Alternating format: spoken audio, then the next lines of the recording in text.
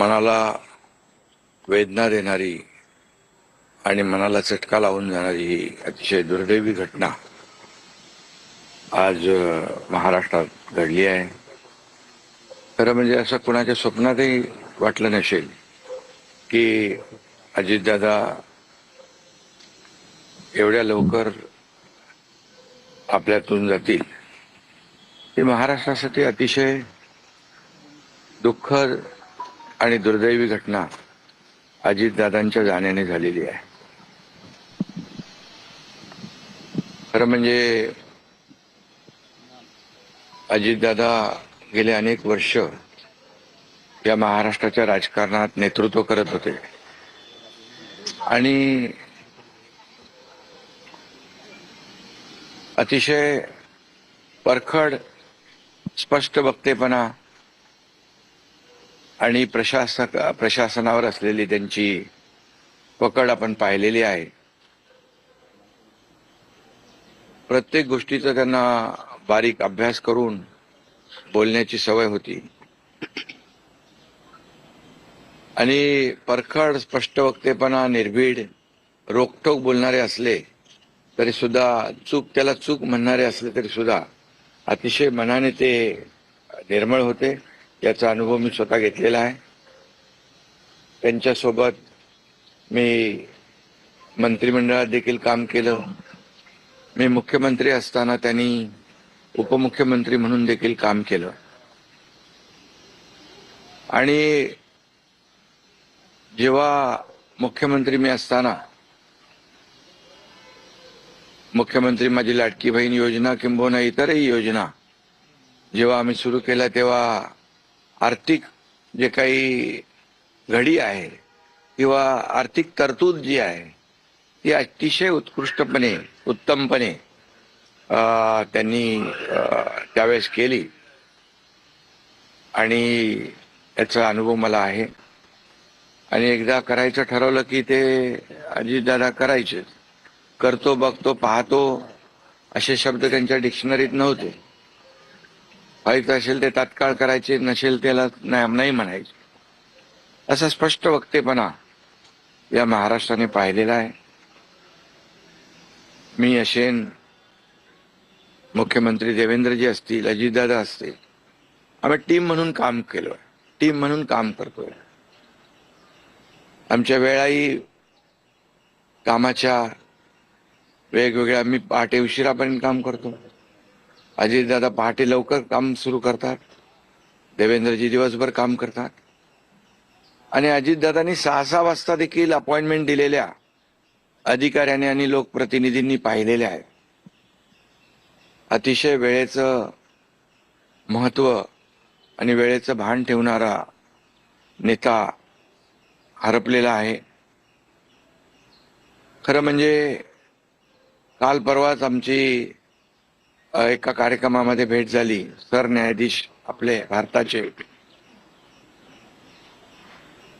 मुंबईत आले होते आणि ते येण्यापूर्वी आम्ही तिथंच एका चेंबरमध्ये बसलो होतो आणि त्यावेळेस झालेल्या चर्चा, गप्पा गोष्टी, आजही सकाळी जेव्हा मला त्यांची ही घटना कळली तेव्हा तेच समोर त्याच आठवणी काल परवाच्या येऊ लागल्या.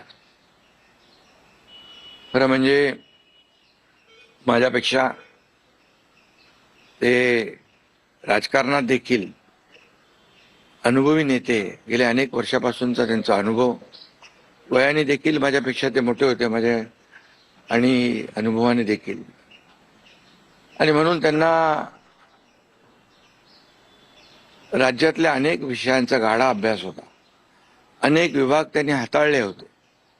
याचा राज्याला फायदा होत होता. मंत्रिमंडळात देखील ज्यावेळेस काही विषय यायचे त्यावेळेस आपल्या राज्याची आर्थिक परिस्थिती अशी आहे, आपल्याला सर्वांना काटकसर करावी लागेल, असे अगदी निर्भीडपणे सांगणारे अजितदादा देखील आम्ही अनुभवलेत. शिस्तीचा नेता म्हणूनही आम्ही अनुभवलेला आहे.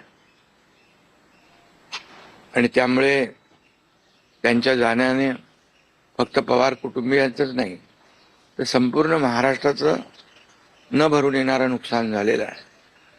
आणि माझ्यापेक्षा मायाने मोठे असल्यामुळे एक जी काय आमची गेल्या अनेक वर्षापासूनची जवळीक निर्माण झाली होती, त्यामुळे राजकारणातले आम्ही तिघजण एक टीम म्हणून काम करत असलो तरी सुद्धा एक मोठा भाऊ हरपल्याची गेल्याची भावना देखील, दुःख देखील माझ्या मनामध्ये आहे. आणि मी त्यांना भावपूर्ण आदरांजली अर्पित करीत असतानाच मनामध्ये फार दुःखाच्या भावना आहेत. त्यांचं कुटुंब हे दुःख पचवण्याची क्षमता, डोंगरा एवढं दुःख आहे, ही क्षमता ईश्वराने त्यांना प्रदान करावी. कुटुंबाचंच नाही तर संपूर्ण महाराष्ट्राचं झालेले नुकसान.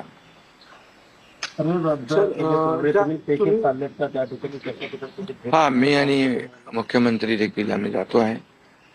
आमचे सहकारी आमच्यातून गेलेत, त्याचं दुःख आहे. आणि ज्या सभा होत्या त्याही आज आम्ही रद्द केलेल्या आहे. सर, एक विचार असं वाटतं की तुम्ही मला उल्लेख केला की 2 दिवसांपूर्वी त्यांच्या जवळपास 1-1.5 तास तुम्ही बसलेले होता दोघं, खूप गप्पा झाल्या त्या चेंबरमध्ये. असं काही त्यांच्या किंवा मंत्रिमंडळात देखील असताना अशी काही त्यांची इच्छा, एखादी योजना किंवा एखादं त्यांना करायचं होतं ते तुमच्याशी त्यांनी शेअर केली, आपण हे करूया मिळून महाराष्ट्रासाठी, असं काही? नाही, आम्ही आतापर्यंत एकत्र जेव्हा तेही उपमुख्यमंत्री होते तेव्हा मी मंत्रिमंडळात होतो. मी मुख्यमंत्री असतानाही उपमुख्यमंत्री होते. आता देवेंद्रजी मुख्यमंत्री आहेत. आम्ही जे काही निर्णय आम्ही घ्यायचो ते निर्णय मिळूनच घ्यायचो. आणि मग एकदा एखादी सूचना आली की मग त्याला तिघांनी बळ देऊन ते पूर्ण करायचं. अजितदादा देखील एकदा कधी कधी असंही म्हणायचे की आता आपली जी काही अर्थव्यवस्था महाराष्ट्राची आहे, काही नवीन योजना केल्यामुळे आपल्याला काटकसर करावी लागेल, पण जेव्हा काही निर्णय आपल्याला घ्यावेच लागतील त्यावेळेस मात्र ते मागे हटत नव्हते. आणि याचा अनुभव देखील आम्ही घेतलेला आहे. न भरून निघणारे पोकळी सातारा असेल, पश्चिम महाराष्ट्र या ठिकाणी देखील कशा प्रकारची तुम्ही पोकळी भरून काढणार आहे? नाही, यामध्ये साताराच नाही आहे, तर त्यांचं जे असलेलं जे काही ज्ञान आहे, त्यांचा जो काही अनुभव आहे हा महाराष्ट्रासाठी होता. आणि त्या अनेक विभागांचे त्यांनी प्रतिनिधित्व केल्यामुळे मला वाटतं फार मोठं नुकसान झालेलं आहे, न भरून येणार. शेवटचा प्रश्न, जे काय जसा हा जो विमान अपघात झाला ज्या प्रकारे, काय वाटतं की चौकशी व्हायला हवी आणि येणाऱ्या काळामध्ये असे अपघात होऊ नयेत, त्यामुळे बिलकुल याची शेवटी आमच्या सहकार्याचा जीव याच्यामध्ये गेलाय. 6 लोक मृत्युमुखी पडलेले आहेत.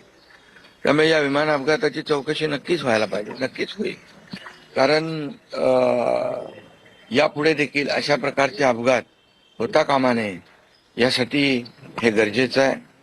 आणि त्यासाठी त्याची चौकशी देखील होईल. थोडक्यात हिंदीमध्ये अजित पवार बहुत ही आज महाराष्ट्र के लिए एक काला दिन कहूँ, एक दुर्भाग्यपूर्ण घटना कहूँ, एक दुखद घटना कहूँ, ऐसी घटना जो हर एक के एक दिल को दुखाने वाली घटना आज महाराष्ट्र में घटी है. हमारे सहयोगी अजीत दादा पवार जी का प्लेन एक्सीडेंट में मृत्यु हुई है. ये हमारे लिए बहुत ही बेहद दुखद है.